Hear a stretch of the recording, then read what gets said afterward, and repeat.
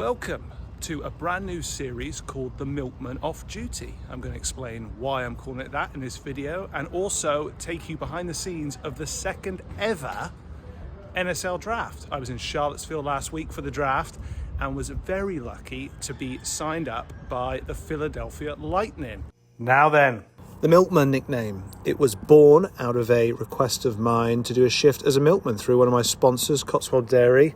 Thankfully the squash was picked up and this was a one-time thing. Not easy work, let me tell you. En route to Charlottesville for the draft, we had a stop in DC. Wifey had a work commitment and Squash on Fire were kind enough to give me some court time. What a club that is. Otherwise, I was acting as an Uber for this absolute boss lady. I'm very, very proud of the way she's transitioned from a pro squash player. When she's not dominating the world of business, she makes the odd comeback into the world of squash, and I was happy to have her with me for the draft. Friday night was an exhibition, first men's, then women's. After the squash, chance for a lovely bit of food and a chance to meet some of the team owners.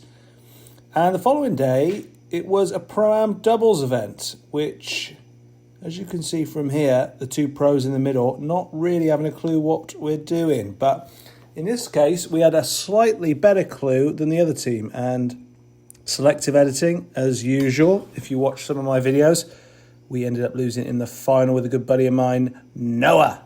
Squash done, it was on to the draft, and look who made the center of the brochure. Ooh, thank you. Ryan Leslie was in charge of proceedings for the night, no small task, but he thrived, and I was lucky to be picked up by the Philadelphia Lightning, overjoyed to be representing them in this year's NSL. Ryan was on top form and had some tricky questions for me, which I was more than prepared for. None of that silly nanny stuff. I'm definitely a veteran of the Professional Squash Association. You're not old, a veteran. Ryan did a brilliant job of making fun of me for about 90 seconds, which everyone enjoyed, and then it was off to meet the Philadelphia Lightning ownership team, and part of that is the Spector family, the people behind the new US National Squash Center, which, in my opinion, is the best squash facility in the world. And after a long day of emceeing, it all caught up with Ryan, and this is how he was last seen.